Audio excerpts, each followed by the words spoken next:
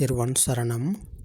அதிகௌரவத்துக்குரிய எங்களுடைய கல்யாண மித்ர குருநாதர் புத்தோத்பாது ஆரியன் வான்சவின் பாத நமஸ்காரம். இப்போ நாங்கள் பார்ப்போம் பாவம் புண்ணியம். பாவத்தை பற்றி நாங்கள் பார்த்தால் தெரிந்து கொண்டால் புண்ணியம் என்ன அப்படின்றது எங்களுக்கு தெரிய வரும். பாவம்னா எது பாவம் அப்படின்னு பார்த்தா, அஸ்ருதவத் புத்தக்ஜன மித்யா துஷ்டிக்க உம்மந்தக்க என்ற அஸ்ருதவத் என்றால் சத்திய தர்மம் கேட்காதவர். பகவான் புத்தர் அவர்கள் போதனை செய்யும் சத்திய தர்மம் பற்றி கேட்டு தெரிந்து கொள்ளாதவர் அஸ்ருதவத். புத்தக்ஜன உலகம் உண்மை என நம்பிக்கொண்டு இருப்பவர்.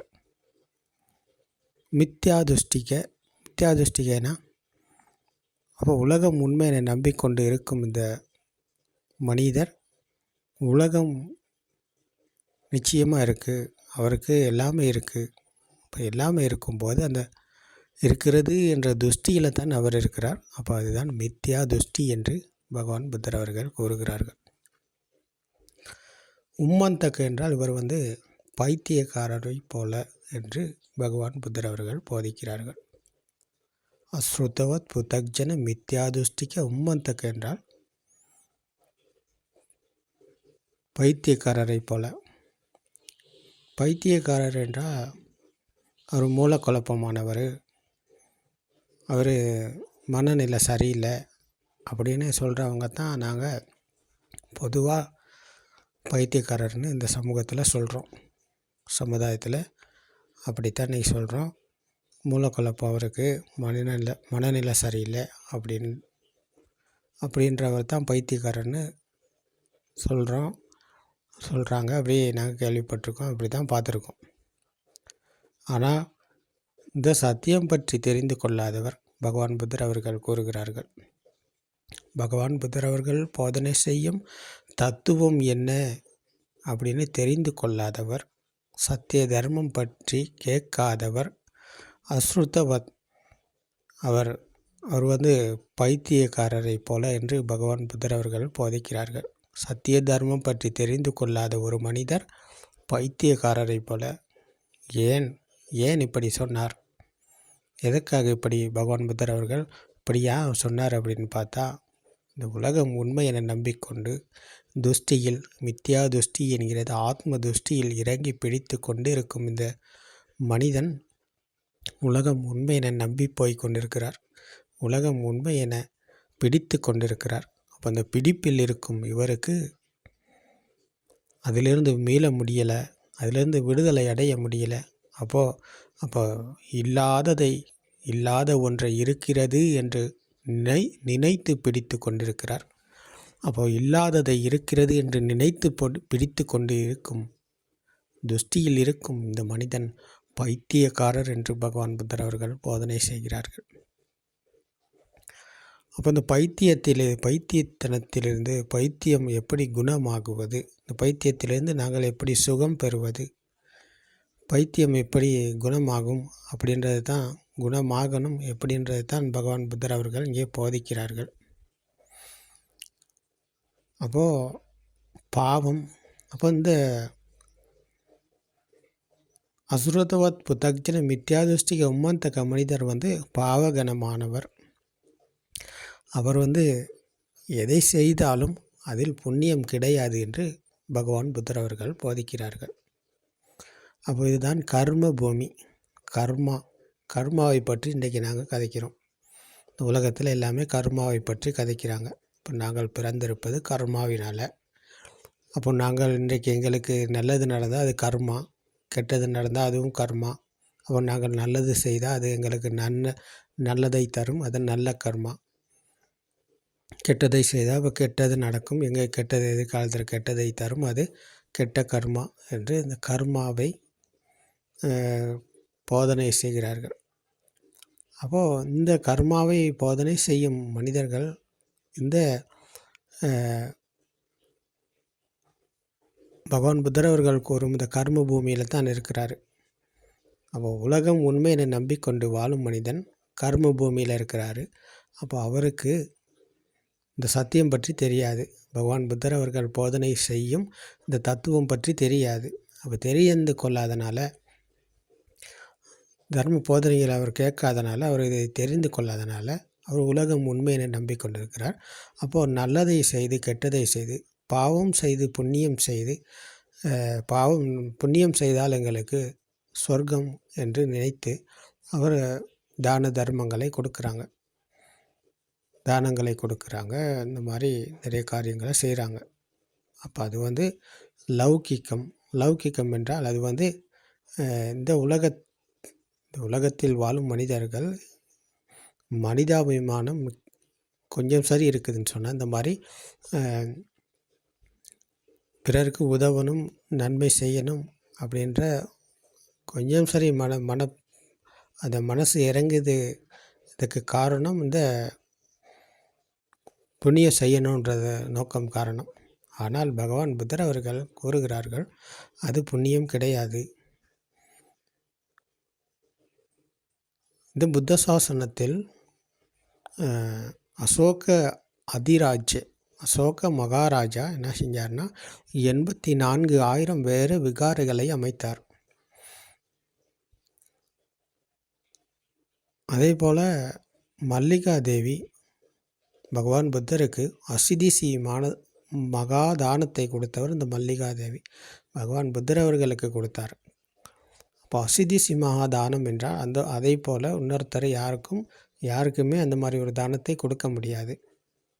அது இந்த புத்த சாசனத்தின் பகவான் புத்தர் அவர்களுக்கு கொடுத்த மகா விசாலமான பெரிய தானம் தான் இந்த அசிதிசி மகாதானம். அந்த மகாதானத்தை வேறு யாராலும் கொடுக்க முடியாது, அப்படி ஒன்றை செய்யவும் முடியாது. அப்படி ஒன்றை செய்தாலும், அப்படி ஒரு தானத்தை கொடுத்தாலும், புத்தருக்கே கொடுத்தாலும் அதுவும் புண்ணியம் அல்ல என்று பகவான் புத்தர் அவர்கள் கூறுகிறார்கள். 84,000 வேறு விகாரைகளை அமைத்தாலும் அது புண்ணியம் அல்ல என்று பகவான் புத்தர் அவர்கள் கூறுகிறார்கள். இப்போ ஏன் இப்படி சொல்கிறாரு, எதனால் இப்படி சொல்கிறாரு அப்படின்னு பார்த்தா, அவர்கள் இருப்பது கர்ம பூமியில் உலகம் உண்மை என நம்பிக்கொண்டு இல்லாததை இருக்கிறது என்று பிடித்து கொண்டு வாழும் இந்த மனிதன் எதை செய்தாலும், எவ்வளோ பெரிய தானத்தை கொடுத்தாலும், தர்மத்தை செய்தாலும், வேறு விகாரைகளை அமைத்தாலும் அது இந்த புத்த சாசனத்தில் புண்ணியமாகாது. அது கர்ம பூமியை சார்ந்தது. அது கர்ம பூமியை சார்ந்தது என்றால் அவர் மீண்டும் மீண்டும் பிறக்கும் கர்மாவை சேர்த்து கொண்டு போவார். அப்போ அது புண்ணியமாகாது. அப்போ அவர் பாவத்துக்கே போபவர். அது பாவகரமானது என்று பகவான் புத்தர் அவர்கள் கூறுகிறார்கள். அப்போது இதபிக்கவை விக்கும் இந்த புத்த சாசனத்தின் புண்ணியம் என்ன? அப்போ பகவான் புத்தர் அவர்கள் கூறுகிறார், இந்த புத்த சாசனத்தின் புண்ணியம்தான், இந்த புத்த சாசனத்தின் புண்ணியம்தான் சத்திய தர்மத்தை நாங்கள் முதல்ல கேட்கணும். சத்தியத்தை கேட்டு சத்தியத்தை புரிந்து கொள்ள நாங்கள் ஒரு விமர்சனம் செய்து புரிந்து கொண்டால் அப்போ உலகம் உண்மை அல்ல என்ற சத்தியத்தை தான் அவர் கேட்கிறார். பகவான் புத்தர் அவர்கள் போதிக்கும் இந்த தத்துவம் பற்றி தான் அவர் சத்திய தர்மத்தில் கேட்கிறார். நீங்கள் நினைப்பது எங்கேயும் கிடையாது என்ற தத்துவத்தை பகவான் புத்தர் அவர்கள் போதிக்கிறார்கள். நீங்கள் நினைப்பது எங்கேயுமே இல்லை, நீங்கள் நினைப்பது எங்கேயுமே கிடையாது அப்படின்னு சொல்கிறாரு. அப்போது அந்த தத்துவம் என்ன அப்படின்னு தெரிந்து கொள்ள சத்திய தர்மத்தை அவர் கேட்குறாரு. என்ன சொல்லியிருக்கிறாரு அப்படின்னு பார்த்தா, ஏதும் படித்த சம்பூதா ஏது பங்கா நிருஜ்ஜதி. பகவான் புத்தர் அவர்கள் கூறும் இந்த காரணம் அதன் பலன், காரணத்தின் விளைவாக வந்தது தான் ஆன்மா என்ற பலன். காரணத்தின் பலனாக வந்ததை நாங்கள் வெளியில் இருக்கிறது என்று பிடித்து கொண்டு இருக்கிறோம். அப்போ காரணம் என்னன்னு நாங்கள் முதல்ல தெரிஞ்சு கொண்டா தான் அப்போ காரணத்திலிருந்து எங்களுக்கு மீள முடியும். அப்போ காரணத்திலிருந்து நாங்கள் மீண்டு விட்டால் பலன் எங்களுக்கு கிடையாது. அப்போ பலன் அது தானாகவே அழிந்து போகும். கத்தியை நாங்கள் தீட்டுவதைப் போல கத்தியை நாங்கள் தீட்டுகிறோம். கத்தியை தீட்டுவது ஒரு செயல். ஆனால் பதம் வருவது என்பது அது தானாக நடப்பது. நாங்கள் கத்தியை 2 பக்கமும் மேலும் கீழும் மேலும் கீழுமாக வச்சு அந்த கல்லுலேயோ கட்டையிலையோ வச்சு தீட்டுவோம். அப்போ அது ஒரு செயல் நடக்குது. ஆனால் தீட்டுவது பதம் தீட்டுவதனால் வந்தது, காரணத்தின் பலனாக வந்தது பதம் என்பது. இதே போல் நாங்கள் சத்தியத்தை கேட்டு அதை நடைமுறையில் கையாளும் போது அப்போது எங்களுக்குள் சத்தியத்தை உணர முடியுமாக இருந்தால் அப்போது நாங்கள் இந்த காரணத்தை புரிந்து உணரும் போது பலன் என்ற துஷ்டியிலிருந்து நாங்கள் மீள்வோம் என்ற சத்தியத்தை தான் பகவான் புத்தர் அவர்கள் போதிக்கிறார்கள். ஏத்தும் பாட்டிச்ச சம்பூதா ஏத்து பங்கா நிருஜதி என்று. காரணத்தின் பலனாக வந்ததை நாங்கள் இன்றைக்கு எல்லாமே இருக்கிறது என்று பிடித்து கொண்டிருக்கிறோம். காரணத்திலிருந்து மீண்டு விட்டால் நாங்கள் எல்லாமே இருக்கிறது என்ற துஷ்டியிலிருந்து நாங்கள் மீள்வோம் என்ற சத்தியத்தை போதிக்கிறார்கள்.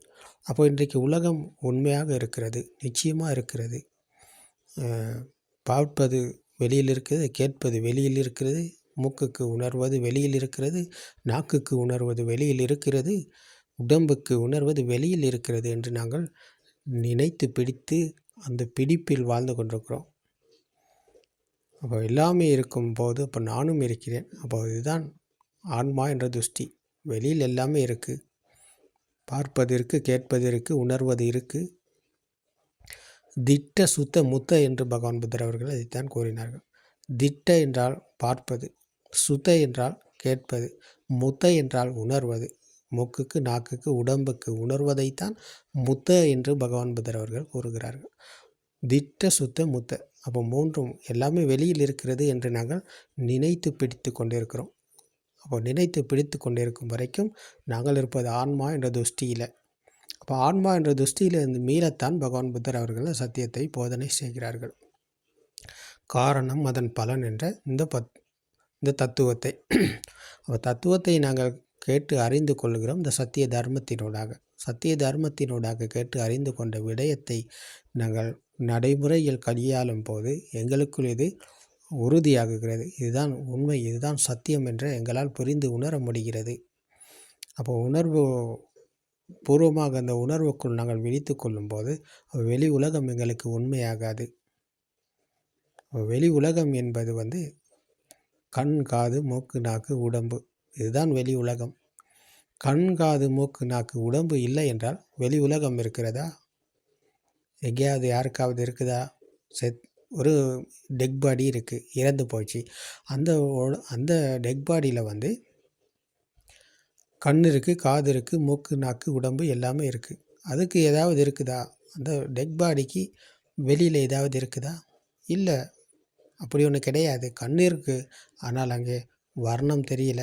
காது இருக்குது, ஆனால் சத்தம் கேட்கலை. மூக்கு இருக்குது, ஆனால் வாசனை மற்றும் துர்நாற்றத்தை உணர முடியல. நாக்கும் இருக்குது, ஆனால் சுவையே உணர முடியல. உடம்பும் இருக்குது, ஆனால் குளிரும் இல்லை, உஷ்ணமும் இல்லை, இறுக்கமான பாரமான தன்மை எதுவுமே இல்லை. அது மரக்கட்டையை போல. அப்போ இதே போலத்தான் பகவான் புத்தர் அவர்கள் கூறுகிறார்கள். கண்களுக்கு தெரிவது வெளியில் இருக்கிறதுன்னு நாங்கள் நினைக்கிறோம். காதுக்கு கேட்பது வெளியில் இருக்கிறது என்று நாங்கள் நினைக்கிறோம். மூக்குக்கு உணர்வது வெளியில் இருக்குது என்று நாங்கள் நினைக்கிறோம். அப்போ நினைப்பில் தான் நாங்கள் இருக்கிறோம், பகவான் புத்தர் அவர்கள் கூறுகிறார்கள். அப்போது அந்த நினைப்பிலிருந்து நாங்கள் விடுதலை அடையத்தான், நினைப்பிலிருந்து மீள்வதற்குத்தான் பகவான் புத்தர் அவர்கள் இந்த சத்தியத்தை போதனை செய்கிறார்கள். அப்போ நினைப்பு தான் மாயை, கற்பனை, ஃபேண்டசி. அப்போது இந்த ஃபேண்டசியில் தான், நினைப்பில் தான் நாங்கள் வாழ்கிறோம். அப்போது நினைப்பில் வாழும் அனைத்து மனிதர்களும், எல்லா மனிதர்களும் இந்த உலகம் உண்மையை நம்பிக்கொண்டு தான் இருக்கிறாங்க, கற்பனையில் இருக்காங்க. அப்போ இது உண்மையா? இது உண்மை கிடையாது. இது பொய்யானது, போலியானது, இல்லாததை இருக்கிறது என்று நாங்கள் நினைத்து பிடித்து கொண்டு இருக்கிறோம். அந்த பிடிப்பில் இருக்கும் வரைக்கும் எங்களுடைய பிறப்பு இறப்பு என்ற பயணம் தொடர்கிறது. அப்போ இதுதான் கர்ம பூமி. அப்போ கர்ம பூமியிலிருந்து மீளத்தான் பகவான் புத்தர் அவர்கள் போதிக்கிறார்கள் காரணம் அதன் பலன் என்ற சத்தியத்தை. சலாயத்தன லோகோ லோகோ சலாயத்தன நிரோதோ நிப்பானோ என்று பகவான் புத்தர் அவர்கள் கூறியது இதைத்தான். 6 உற்பத்தி நிலையங்களால் உருவானது தான் உலகம்.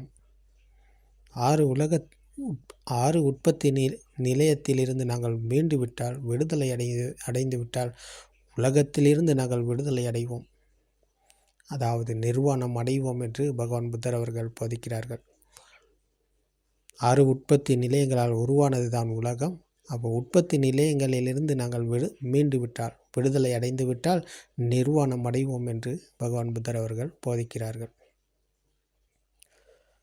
அப்போ இந்த 6 உற்பத்தி நிலையங்கள் தான் கண், காது, மூக்கு, நாக்கு, உடம்பு மற்றும் மனது. இந்த 5 சென்சர்களும் ஒன்றாக இணைந்தது தான் மனது. வர்ணம், சத்தம், வாசனை, சுவை, குளிருஷ்ணம், இறுக்கமான, பாரமான இந்த தன்மைகள் அனைத்தும் ஒன்றாக இணைந்த ஒரு எண்ணம் தான் மனது. வெளியில் இருக்கிறது என்று நாங்கள் சொல்வது மனதில் தான் இருக்கிறது. புத்தகம் என்பது கண்களுக்கு தெரிந்த வர்ணம், காதுக்கு கேட்டது சத்தம். அந்த சத்தமும் வர்ணமும் இணைந்தது தான் புத்தகம். அப்போ புத்தகம் வெளியில் இருக்குது, வெளியில் அல்ல, அது மனதில் தான் இருக்கிறது. புத்தகம் வெளியில் இருக்கிறது என்று நாங்கள் நினைத்து கொண்டு அந்த புத்தகத்தை வாசிக்கிறோம், புத்தகத்தை படிக்கிறோம். படித்து அதில் உள்ள கதையை நாங்கள் படித்து பாடமாக்கி அது மனசில் நாங்கள் பதிவு பண்ணி வச்சு கொண்டிருக்கோம். அப்போது இந்த பதிவானதை தான் நாங்கள் பிடித்து கொண்டிருக்கோம். இப்போ இதே போல தான் இந்த எல்லா இடத்துலையும் பதிவு இருக்கிறது.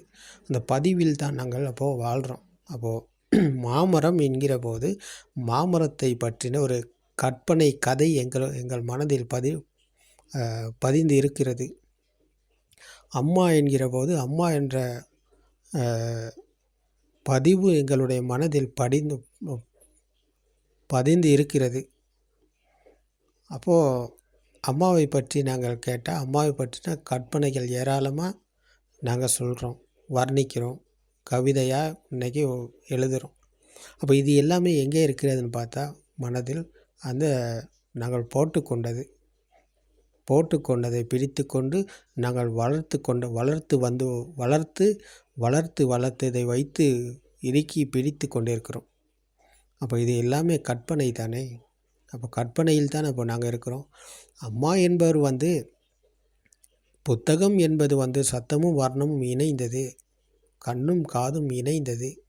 அப்போ இணைந்தது வெளியில் இருக்கிறது என்று நினைத்து கொண்டு அதிலுள்ளதை வாசித்து பாடமாக்கிய அந்த கற்பனையை நாங்கள் மனதுக்குள் பிடித்து வைத்து கொண்டிருக்கிறோம், சேமித்து வைத்து கொண்டிருக்கிறோம். அப்போது அந்த சேமித்து வைத்து கொண்டு இருப்பது கற்பனை, அது ஃபேண்டசி, அது பொய்யானது, அப்போ உண்மை இல்லாதது. அப்போ ஒரு சிலபஸை தான் நாங்கள் கடைப்பிடித்து கொண்டிருக்கிறோம். அப்போது இல்லாத ஒன்றை தான் நாங்கள் இருக்கிறது என்று நினைத்து பிடித்து கொண்டிருக்கிறோம். அப்போ சத்தியத்தை காணும்போது பகவான் புத்தர் அவர்கள் போதனை செய்யும் இந்த தர்மத்தை அவர் கேட்டு தெரிந்து கொள்ளும் போது அவர் யோசிக்கிறார், புத்தகம் என்பது கண்களுக்கு தெரிந்தது வர்ணம், காதுக்கு கேட்டது சத்தம். அப்போ இது இரண்டும் இணைந்த ஒரு எண்ணம் தானே புத்தகம்.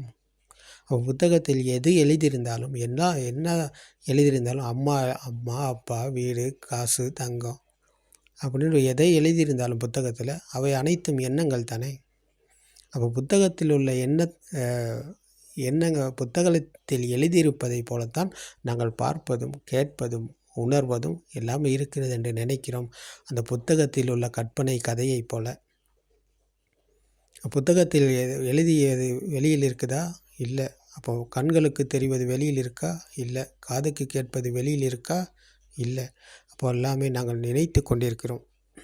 அம்மாவை பற்றின கற்பனையில் நாங்கள் வாழ்கிறோம். அம்மா என்னை பாலூட்டியவர், தாளாட்டியவர், படிக்க வைத்தவர், எனக்கு சோறு ஊட்டியவர் என்று அம்மாவை பற்றின கற்பனை கதை ஒன்று எங்களுடைய மனதில் பதிந்து இருக்கிறது.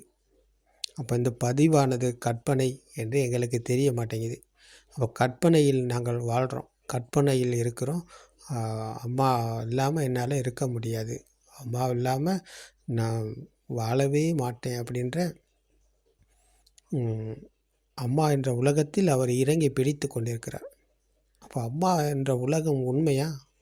இல்லை, அது கற்பனை, பொய், உண்மை அல்ல. அப்போ இந்த சத்தியத்தை தெரிந்து கொள்பவர் அம்மா என்பவர் சத்தமும் வர்ணமும் இணைந்த ஒரு எண்ணம். அப்போ எண்ணம் வெளியில் இருக்கா? இல்லை, அது மனதில் தான் இருக்கிறது. மனதில் இருப்பதை தான் நாங்கள் வெளியில் இருக்கிறார் என்று நினைத்து அதற்குள் கற்பனைகளை வளர்த்து கொண்டு அந்த கற்பனையில் வாழ்கிறோம். அப்போ சத்தியத்தை புரிந்து கொள்ளும்போது அம்மா என்ற துஷ்டியில் இருந்து அவர் மீள்கிறார்.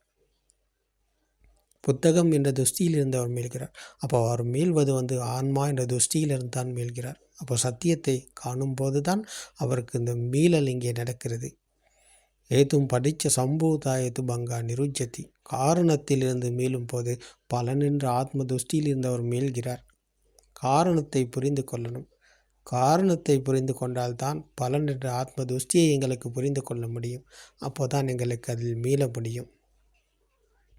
அப்போ இதுதான் பகவான் புத்தர் அவர்கள் கூறினார்கள், சித்தேன நீயத்தி லோகோ சித்தேன பரிகசதி என்று. சித்தேன நீயத்தி லோகோ என்றால் மனதால் உருவாக்கப்பட்ட உலகம். மனதால் உருவாக்கப்பட்ட உலகம் எங்கேயாவது இருக்குதா? எங்கேயுமே இல்லை. அது எல்லாமே ஃபேண்டசி. எதை பேசினாலும், எதை கதைத்தாலும், நாங்கள் இங்கிலீஷ் பேசினாலும், சிங்களம் பேசினாலும், தமிழ் பேசினாலும், ஜப்பான் மொழியில் பேசினாலும் எல்லாமே எண்ணங்கள், வார்த்தைகள். வார்த்தைகள் எல்லாமே கற்பனை. எண்ணங்கள் அனைத்தும் கற்பனை. Subway Sankara அனிச்சா. அனைத்து எண்ணங்களும் அனித்தியம். நித்தியம் என்று இங்கே ஒன்று கிடையாது. அது அனைத்துமே பாவகரமானது. புண்ணியம் என்று ஒன்று கிடையாது. இப்போ எண்ணத்தில் மனதில் எண்ணங்களில் புண்ணியம் கிடையாது. 84,000 வேறு விகாரைகளை அமைத்தாலும் அது ஒரு எண்ணம் மட்டுமே. அசிதிசி மகாதானத்தை கொடுத்தாலும் பகவான் புத்தர் அவர்களுக்கு அது ஒரு எண்ணம் மட்டுமே. எண்ணங்களில் எதை செய்தாலும், நினைத்து நினைத்து நாங்கள் எதை செய்தாலும் அது புண்ணியமாகாது. அது பாவகரமானது. ஏன்? அது கர்ம பூமியில் இருக்கிறது. அப்போ கர்ம பூமியிலேருந்து மீளணும். நாங்கள் கர்மா என்ற கர்ம பூமியிலிருந்து மீண்டால்தான் அங்கே தான் புண்ணியம் என்று பகவான் புத்தர் அவர்கள் போதிக்கிறார்கள். அப்போது மனதில் தான் இவை இருக்கிறது, அது வெளியில் அல்ல என்ற சத்தியத்தை கேட்டு அறிந்து புரிந்து கொள்ளும் போது, கேட்டு தெரிந்து கொள்பவர் சுத்தவத் ஆரிய ஸ்ராவகர். அவர் சுத்தவத் ஆரிய ஸ்ராவகர். இவர் தான் சத்திய தர்மத்தை கேட்பவர். சத்திய தர்மம் கேட்காதவர் அஸ்ருத்தவத். சத்திய தர்மம் கேட்பவர் ஸ்ருத்தவத். அப்போ ஸ்ருத்தவத் ஆரிய ஸ்ராவகர் இவர் தான். அப்போ இவர் தான் அந்த பகவான் புத்தர் சென்ற வழிக்கு வந்தவர் இவர் தான். அப்போ இவருக்கு தான் வழி திறக்கிறது என்று பகவான் புத்தர் அவர்கள் போதிக்கிறார்கள். அப்போ சப்பே சங்காரா அனிச்சா யதா பஞ்ஞாய பஸ்ஸதி. இதை யதாபூத்த ஞானத்தில் காண்பது தான் பிரக்ஞா. இந்த யதார்த்தத்தை காணணும் அவர். இந்த சத்தியத்தை காணணும் அவர். இது மனதின் மாயை தானே. எண்ணங்கள் எல்லாமே கற்பனை தானே. அதில் உண்மை என்று ஒன்று இல்லையே, சத்தியம் என்று ஒன்று இல்லையே என்ற சத்தியத்தை அவர் காணணும். எண்ணங்கள் அனைத்தும் கற்பனையே. எண்ணங்கள் எல்லாமே மாயை தானே.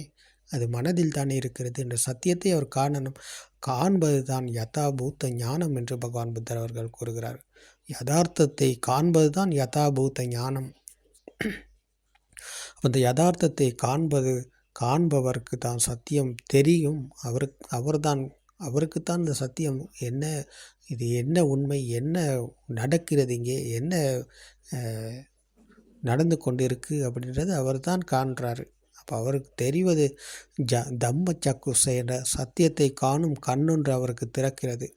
அந்த கண்கள் அந்த கண்ணுக்கு தான் அவருக்கு தெரியும். அது இந்த உடம்பு முகத்தில் உள்ள கண் அல்ல, தர்மத்தை காணும் கண், சத்தியத்தை காணும் கண். அதுதான் தம்ம சக்குசை என்று பகவான் புத்தர் அவர்கள் போதித்தார்கள். தம்ம சக்குசையில் யதார்த்தத்தை தான் அவர் காண்கிறார். அப்போ யதார்த்தத்தை காணும்போது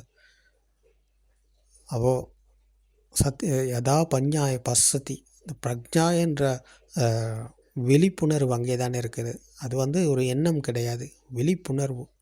அந்த விழிப்புணர்வுக்குத்தான் அந்த சத்தியத்தை காணும் போது அவருக்குத்தான் இந்த சத்தியம் தெரியும் என்று பகவான் புத்தர் அவர்கள் கூறுகிறார். அத்தி நிப்பந்தி துக்கி. அதாவது அந்த ஞானத்தை பிடிப்பவர் தான், சத்தியத்தை காண்பவருக்குத்தான் துன்பத்தில் மேலும் வழி திறக்கிறது என்று பகவான் புத்தர் அவர்கள் கூறுகிறார்கள். அத்தி நிப்பந்தி துக்கே ஏசுமக்கோ விசுத்தியா. அப்போ இந்த ஒரே வழிதான் இருக்கிறது விசுத்திக்கு என்று பகவான் புத்தர் அவர்கள் கூறுகிறார். ஒரே ஒரு வழிதான் இருக்கிறது. அதுதான் இந்த வழிதான் பகவான் புத்தர் அவர்கள் போதனை செய்யும் இந்த படிச்ச சமுப்பாத தர்மம். மனம் உருவான விதம், ஆன்மா உருவான விதம் பற்றி அறிந்து கொள்பவர் ஆன்மா என்ற துஷ்டியிலிருந்து மீள்வார். மீண்ட போது அவருக்கு உலகம் உண்மையாகாது என்று பகவான் புத்தர் அவர்கள் கூறுகிறார்கள். ஏகாயன மக்கோ அயம் பிக்கவே என்ற இந்த ஒரே ஒரு வழிதான் இருக்கிறது என்று பகவான் புத்தர் அவர்கள் போதிக்கிறார்கள். அப்போ இந்த சத்தியத்தை தெரிந்து கொள்பவர் தான், கேட்டு அறிந்து கொள்பவர் தான் ஸ்ருதவத் ஆர்ய ஸ்ராவகர். அப்போ இவர்தான் புண்ணியவான் என்று பகவான் புத்தர் அவர்கள் போதிக்கிறார்கள். இந்த உலகத்தில் 800 கோடி பேர் இன்றைக்கி வாழ்கிறாங்க. 800 கோடி பேர்த்தில் இந்த சத்தியத்தை கேட்பவர் யாராக இருந்தாலும் அவர் புண்ணியவான். ஏன் நாங்கள் போதனை செய்கிறோம், இதை கேட்டால் நீங்கள் புண்ணியவான் அப்படின்றதுக்காக நாங்கள் சொல்லலை. படித்த சமுப்பாத தர்மம் பகவான் புத்தர் அவர்கள் போதனை செய்த மனம் உருவான விதம், ஆன்மா உருவான விதம் பற்றி யார் போதனை செய்தாலும், எங்கே போதனை செய்தாலும் அதை கேட்டு அறிந்து கொள்பவர் அறிந்து கொண்ட விடயத்தை விமர்சனம் செய்கிறார். விமர்சனம் செய்து பார்க்கும்போது அப்போ வெளி உலகம் உண்மையல்ல, அது கற்பனை, மனதில் தான் இருக்கிறது என்ற சத்தியத்தை அவர் புரிந்து அவருக்குள் உறுதியாகுகிறது. அவர் இதை காண்றார், அவரே இதை புரிந்து உணர்கிறார். இதை நாங்கள் சொல்வதனால் அவர் கேட்டு தெரிஞ்சு கொள்ள அவர் சத்தியத்தை கையாளுகிறார், நடைமுறையில் கையாளுகிறார், பிரத்யக்ஷம் அடைகிறார். அவரை ஏமாற்ற முடியுமா? அவரை நாங்கள் சொல்வதனால தான் அவர் கேட்டு அறிஞ்சு கொண்டார் அப்படின்ற கதையெல்லாம் இங்கே கிடையாது. சத்தியமானது சத்தியத்தை அவரவர் கையாளணும். அவரவர் கையாளும் போது அவரவருக்கு இதை உணரக்கூடியதாக இருக்கும். அப்போ உணரும் போது, சத்தியத்தை புரிந்து உணரும் போது அவர் உலகம் உண்மை அல்ல, கற்பனை, வெளியில் எங்கேயுமே எதுவுமே இல்லை என்ற சத்தியத்தை அவர் புரிந்து உணர்கிறார். அப்போது அவர் சத்தியத்தை உணரும் போது சத்தியத்துக்குள் விழித்து கொள்கிறாரு. விழித்து கொள்ளும் போது அவர் உலகத்திலிருந்து மீள்கிறார், கற்பனையிலிருந்து மீள்கிறார். வெளி உலகத்திலிருந்து மீளும் போது ஆன்மா என்ற துஷ்டியிலிருந்து மீள்கிறார் அவர். அப்போ ஆன்மா என்ற துஷ்டியிலிருந்து மீண்ட போது அவருக்கு உலகம் உண்மையாகாது. உலகம் மீது அவர் உலகம் போகிற போக்கில் அவர் போக மாட்டார். உலகம் உண்மை அல்ல என்ற சத்தியத்தை புரிந்தவர் அனுசோத்தையிலிருந்து படிசோத்தைக்கு வந்தவர். உலகம் போகிற போக்கில் போய்கொண்டிருந்தவர் மறுபக்கம் திரும்பி விட்டார். உலகம் போகிற போக்கில் அவர் போக மாட்டார், அவர் மறுபக்கம் திரும்பி விட்டார். அவர் பின்னோக்கி போக புறப்பட்டவருக்கு மீண்டும் உலகம் உண்மையாகாது. அப்போது சத்தியத்தை புரிந்து உணர்ந்ததன் காரணமாக அவர் உலகம் உண்மை அல்ல என்ற சத்தியத்தை தான் புரிந்தார், உணர்ந்தார். அப்போது அவரை தவிர அவர்தான் ஸ்ருதவத் ஆர்ய ஸ்ராவகர். அவர்தான் உலகை வென்றவர், அவர்தான் ஆன்மா என்ற துஷ்டியை வென்றவர். அப்போ கர்ம பூமியை வென்றவர் இவர்தான். மீண்டும் அவருக்கு கர்மா கிடையாது என்று பகவான் புத்தர் அவர்கள் கூறுகிறார்கள். ஏன்? கர்ம பூமியை வென்று விட்டார். கர்ம பூமியில் பிறப்பதற்கு அவருக்கு கர்மா கிடையாது. இனி கர்மத்தை வென்று விட்டார். கர்மத்தை வென்று விட்டார் என்றால் அப்போது அவருக்கு கர்ம பூமி, இனி அவருக்கு கர்ம பூமியில் பிறப்பு இல்லை. அப்போ இவர்தான் புண்ணியவான் என்று பகவான் புத்தர் அவர்கள் கூறுகிறார்கள். அதை இந்த சத்தியத்தை கேட்டு புரிந்து உணராத வரைக்கும், இந்த சத்தியத்தை கேட்டு புரிந்து உணராத வரைக்கும் அவர் இருப்பது அஸ்ருதவத் பூமியில், சத்திய தர்மம் என்னென்னு தெரியாத உம்மந்தக்கு பூமியில் பைத்தியக்காரரை போல் அவர் வாழ்வார், உலகம் உண்மையை நம்பிக்கொண்டு. அப்போ அந்த நம்பிக்கையில் வாழும் மனிதன் இருப்பது கர்ம பூமியில். அப்போ அவருக்கு கர்மா இருக்கிறது. ஆனால் இந்த சத்தியத்தை படித்த சமுப்பாத தர்மத்தை கேட்டு அறிந்து புரிந்து கொண்டு நடைமுறையில் கையாளும் போது இது எல்லாமே கற்பனை என்ற சத்தியத்தை புரிந்து உணர்கிறார். அப்போ அவர் மரணத்தை வெல்கிறார், உலகை வெல்கிறார். அப்போது அவருக்கு ஆன்மான துஷ்டியில் அவர் இருக்கார் இல்லை, துஷ்டியிலிருந்து மீண்டு விட்டார். காரணத்தின் விளைவாக வந்த துஷ்டியிலிருந்து மீண்டு விட்டார். காரணம் உற்பத்தி நிலையங்கள், பலனாக வந்தது ஆன்மா என்ற துஷ்டி. அப்போ காரணத்திலிருந்து மீண்டபோது பலன் என்ற ஆன்மா என்ற துஷ்டியிலிருந்து அவர் மீண்டு விட்டார்.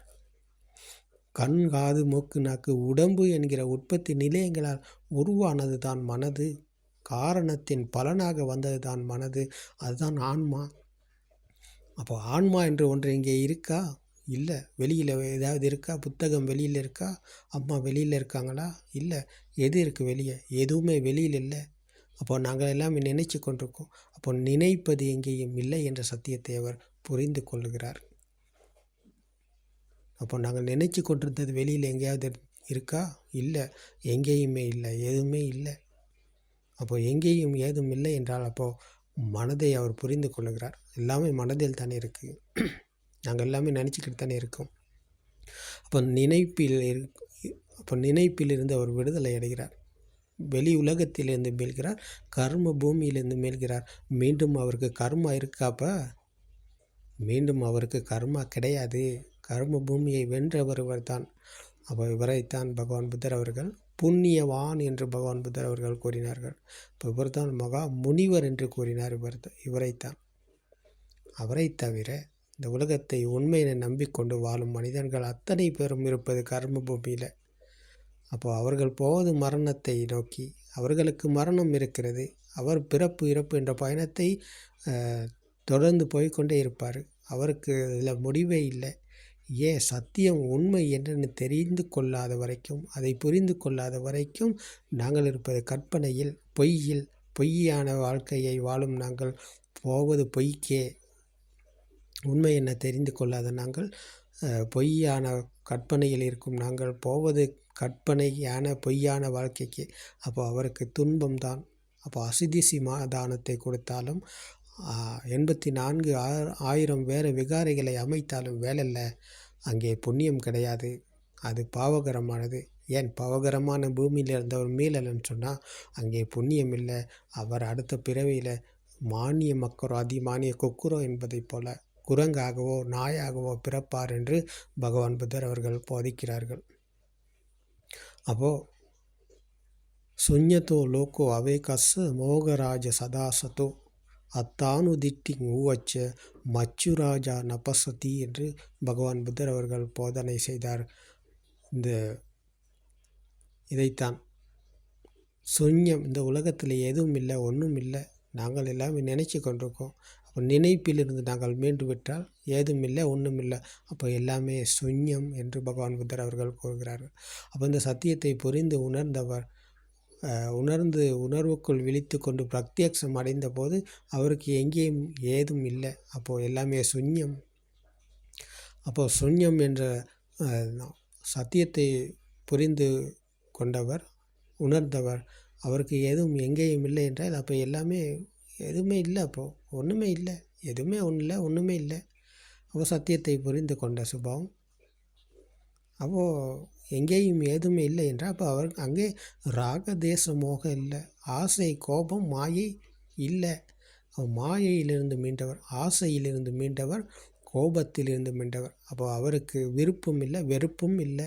விரும்புவதற்கோ வெறுப்பதற்கோ எதுவுமே இல்லை. அப்போது பாவம் செய்வதற்கோ புண்ணியம் செய்வதற்கோ இங்கே ஒன்றும் கிடையாது. அப்போ இரண்டிலும் இருந்து மீண்டவர், கர்மா என்ற கர்ம பூமியை வென்றவர் தான். அப்போ 2 உச்சக்கட்டங்களிலிருந்து 2 பக்கங்களிலிருந்து மீண்டவர் மத்திய ஞானம் என்ற மத்திய நிலையத்துக்கு வந்து நிர்வாணம் அடைகிறார் என்று பகவான் புத்தர் அவர்கள் போதிக்கிறார்கள். அப்போ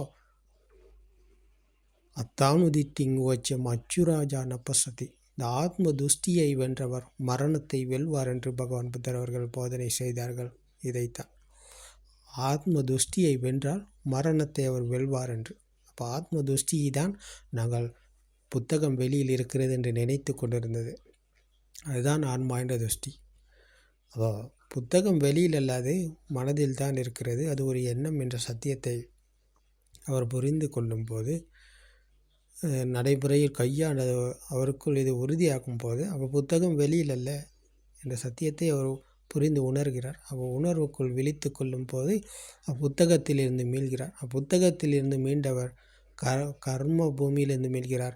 அவர் ஆன்மா என்ற துஷ்டியிலிருந்து மீள்கிறார், சக்காய துஷ்டியிலிருந்து மீள்கிறார். அப்போ சக்காய துஷ்டி என்ற ஆத்ம துஷ்டியிலிருந்து மீண்டபோது அவருக்கு மீண்டும் புத்தகம் உண்மையாகாது. அப்போ மீண்டும் அவருக்கு கர்ம பூமியில் இடம் கிடையாது. கர்ம பூமியை வென்று விட்டார். அப்போ புத்தகம் இருக்கிறது என்று நினைத்து கொண்டு வாழும் மனிதன், பிடித்து கொண்டு வாழும் மனிதன், அதற்கு ஆசை கோபம் மாயையில்தான் அவர் இருப்பார். அதற்கு ஆசைப்படுவார், கோபப்படுவார். அது இரண்டுக்கும் நடுவில் மாயையில் அவர் தவித்து கொண்டிருப்பார். அந்த மாயையிலிருந்து விடுதலை அடைந்தவர் தான் இவர். அப்போ அவருக்கு ஆசையும் இல்லை, கோபமும் இல்லை, மாயையும் இல்லை.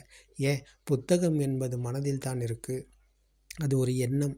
அப்போ எண்ணம் வெளியில் இல்லைன்னு சொன்னால், மனதில் தான் இருக்குதுன்னு சொன்னால் வெளியில் இல்லாட்டி அப்போ அதுக்கு மேலே எங்களுக்கு ஆசைப்படுவதற்கோ கோபப்படுவதற்கோ அப்படி ஒன்று கிடையாது. அப்போ ராக தேச மோக என்ற ஆசை கோபம் மாயை தனிந்த நிலை இதுதான், புத்த நிலை இதுதான். அப்போது பகவான் புத்தர் அவர்கள் போதனை செய்யும் இந்த படிக்க சமுப்பாத தர்மத்தில் தான் இதை அடங்கி இருக்கிறது. அப்போ இதை யாராவது ஒருத்தர் போதனை செய்வாராக இருந்தால் அவர் ஆத்மா என்ற துஷ்டியில் இருந்து கொண்டு அவருக்கு இதை போதனை செய்ய முடியாது. அவர் ஆன்ம துஷ்டியிலிருந்து மீண்டு, ஆன்ம சமிக்கையிலிருந்து மீண்டு புத்த சுபாவத்தை அடைந்திருக்கணும். அவர் இதை பிரத்யக்ஷம் அடைந்திருக்கணும். அவர் இதை கையாண்டு பிரத்யக்ஷம் அடையாமல் அவரால் இதை போதனை செய்ய முடியாது. ஏன்னா இது ஒரு சிலபஸோ கற்பனையோ கிடையாது. இது பிரத்யக்ஷ தர்மம். அப்போது இதை எங்களுடைய கல்யாண மித்ர குருநாதர் அவர்கள், புத்தோத்பாத ஆரியன் வான்ஸ் அவர்கள் இதை போதனை செய்கிறார்கள் என்றால் அது பிரத்யக்ஷ தர்மம். இந்த உலகத்துக்கு இன்றைக்கு ஒலிக்கிறது. அப்போது இதை கேட்டு நாங்கள் நடைமுறையில் கையாளும் போது எங்களுக்குள் இதை உணர முடிகிறது. அப்போ எங்களுக்குள் உணரும் போது அப்போ நாங்கள் தான் இதை கையாண்டு உணர்கிறோம். அங்கே தான் புத்த சாசனம் மறுமலர்ச்சி அடைகிறது. பகவான் புத்தரின் பிள்ளை இங்கே தான் உருவாகுகிறார். அவர் தான் ஸ்ராவக புத்தர். அப்போ அங்கே தான் இதுதான் புண்ணியம் என்று பகவான் புத்தர் அவர்கள் போதனை செய்கிறார்கள். வேறு எங்கேயுமே புண்ணியம் கிடையாது. இன்றைக்கி நிறைய மதங்கள் இருக்குது. நிறைய மதங்களில் ஒவ்வொருத்தரும் ஒவ்வொரு துஷ்டியில் தான் இருக்கிறாங்க. ஒவ்வொருத்தரும் ஒவ்வொரு கற்பனைகளை வளர்த்து கொண்டு அந்த கற்பனையில் அவர்கள் வாழ்கிறாங்க. சொர்க்கம் போகணும், ஆண்டவனிடம் போகணும், அல்லாவிடம் போகணும் அப்படின்ட்டு ஏதோ செய்கிறாங்க. அப்போ இது எல்லாமே உலகம் உண்மை என நம்பிக்கொண்டு வாழும் மனிதர்கள் செய்யும் காரியம். அப்போ இதில் எங்கேயுமே உண்மை இருக்கிறதா இல்லையா என்பது நீங்கள் இதை பரிசீலனை செய்து பார்த்தா உங்களுக்கு புரிய வரும். நாங்கள் யாரையும் பிழை சொல்லவோ குத்தம் சொல்லவோ வரல. அப்போ நீங்கள் உண்மை என்ன, சத்தியம் என்ன அப்படின்ற உங்களுக்குள்ள ஒரு விமர்சனம் இருந்தால், தேடுதல் இருந்தால் நீங்கள் தேடி பாருங்கள். உண்மை உங்களுக்கு புரிய வரும். அப்போ உண்மையை நீங்கள் புரிந்து கொண்டீங்க சொன்னால் அப்போது உலகத்தை வென்றவர் நீங்கள் தான், மரணத்தை வென்றவர் நீங்கள் தான். அப்போ நீங்கள் தான் புண்ணியவான். உங்களை தவிர இந்த உலகத்தில் புண்ணியவான் என்று வேறு யாரும் கிடையாது. அப்போ நீங்கள் தான் சிறந்த புண்ணியவான். அப்போ இந்த சத்தியத்தை புரிந்து உணர்ந்தவர் ஆரிய காந்த சீலத்துக்கு வருகிறார். ஆரியர்கள் பின்பற்றிய சீலம், பஞ்சசீலம், அட்டசீலம், தசசீலத்தை கடந்து ஆரியர்கள் பின்பற்றிய சீலம். உலகத்திலிருந்து விடுதலை அடைந்த போது உலக மீது வெறுப்பும் இல்லை என்றால் உலகத்தை வென்றுவிட்டார். அப்போ அவருக்கு விரும்புவதற்கோ வெறுப்பதற்கோ அங்கே ஒன்று இல்லைன்னு சொன்னால் அப்போது அவர்கிட்டேருந்து எந்த ஒரு தீங்கையான செயலும் நடக்காது. யாருக்குமே எந்த ஒரு கெடுதலும் நடக்காது. அவருடைய செயல்களிலும் இல்லை, அவருடைய பேச்சிலும் இல்லை, அவருடைய எண்ணங்களிலும் எந்த ஒரு தீங்கும் நடக்காது. அப்போது இந்த 3 துவாரங்களிலிருந்தும் பேச்சு, செயல், சிந்தனை என்ற 3 துவாரங்களிலிருந்தும் அவர் சமநிலையை அடைகிறார். அதாவது அவருடைய இந்த ராகதேச மோக என்ற ஆசை கோபம் மாயை தணிந்ததன் பிறகு, அது அணைந்ததன் பிறகு அவருக்கு விரும்புவதற்கோ வெறுப்பதற்கோ ஒன்றுமே இல்லை. அப்போது இங்கே இருப்பது அந்த அமைதியும் இந்த எளிமையும். இந்த அமைதியான எளிமையான தன்மை இங்கே தான் இருக்கிறது. இந்த எளிமையான வாழ்க்கை, எளிமையான தன்மை, அமைதியானது. அப்போது ஒரு கூட்டத்தில் அவர் இருந்தாலும், கூட்டத்தின் நடுவில் அவர் இருந்தாலும், அவர் இருப்பது இந்த அமைதியில்தான். அவர் சத்தியத்தை புரிந்து உணர்ந்தவர், பிரத்யக்ஷம் அடைந்தவர் அமைதியில் இருப்பார். அவர் எளிமையில் இருப்பார். மகிழ்ச்சியில் இருப்பார், ஆனந்தத்தில் இருப்பார். அவருக்கு விரும்புவதற்கோ வெறுப்பதற்கோ ஒன்றுமே கிடையாது. அப்போது இதுதான் சத்தியத்தை புரிந்து உணர்ந்த சுபாவம். அப்போ அவர் பின்பற்றுவது ஆரிய காந்த சீலத்தை. அப்போ அவர்கிட்டேருந்து யாருக்கும் எந்த ஒரு தீங்கும் எந்த ஒரு கெட்டதுமே செய்யவே நடக்காது. அப்போ அவர்தான் உலகை வென்றவர், மரணத்தை வென்றவர். அப்போ அவரை தவிர உலகம் உண்மை என நம்பிக்கொண்டு வாழுபவர் அடுத்தவர் மீது பொறாமைப்படுவார், போட்டி போடுவார், பழி வாங்குவார், தேவையில்லாத இன்னல்களை கொடுப்பார் மற்றவங்களுக்கு. எல்லா தீய செயல்களும் ஈடுபடக்கூடியவர் தான் உலகம் உண்மை என நம்பிக்கொண்டிருப்பவர். உலகத்தை வென்றவர்கிட்ட அது எதுவுமே இருக்காது. போட்டி போடவோ, பொறாமைப்படவோ, பழி வாங்கவோ, துன்புறுத்தவோ, ஏசுவதற்கோ ஒன்றுமே இல்லை. அப்போ இங்கே ஒன்றுமே இல்லாட்டி தனிந்த நிலை, எல்லாமே அகன்று, எல்லாமே என்னில் நான் விடுதலை அடைந்த போது என்கிட்ட இருந்த எல்லா துஷ்டியும் போயிருச்சு, கலண்டு போயிடுச்சு, அழிஞ்சு போயிடுச்சு. அப்போ இதுதான் அந்த தீ அணைந்த சுபாவம், ராக தேச மோக என்ற இந்த தீ அணைந்த சுபாவம் இங்கே தான் இருக்குது. அப்போ அணைந்ததன் பிறகு அவர் அமைதியில், எளிமையில் இருப்பார். அப்போ இந்த ஆரியர்கள் பின்பற்றிய சீலத்துக்கு வந்தவர்கள் தான். அப்போ இது ஒரு கற்பனையோ சிலபஸோ கிடையாது. இவர் இதை புரிந்து உணர்ந்து பிரத்யக்ஷம் அடைத்த நிலை புத்த நிலையை தான். அந்த பிரபாஸ்வரமான மண்நிலை இதுதான். அந்த பிறந்த பிஞ்சு குழந்தையை போல் பிறந்த பிஞ்சு குழந்தை எல்லாத்தின் மீதும் எல்லாத்துக்கும் அந்த குழந்தை மீது ஆசை வரும். எல்லாத்துக்குமே எல்லாருமே அந்த குழந்தையை ஆசைப்படுவாங்க, தூக்குவாங்க, கொஞ்சுவாங்க, முத்தம் கொடுப்பாங்க. ஏன் அப்படி இந்த பிறந்த பிஞ்சு குழந்தைங்க மீது ஆசை அப்படின்னு பார்த்தா, அந்த மனதில் எந்த ஒரு எண்ணமும் கிடையாது. அது பிரபாஸ்பரமான நிலை, தூய்மையான நிலை, பசுமையான நிலை. அப்போ அந்த நிலையை எல்லாருமே விரும்புகிறாங்க.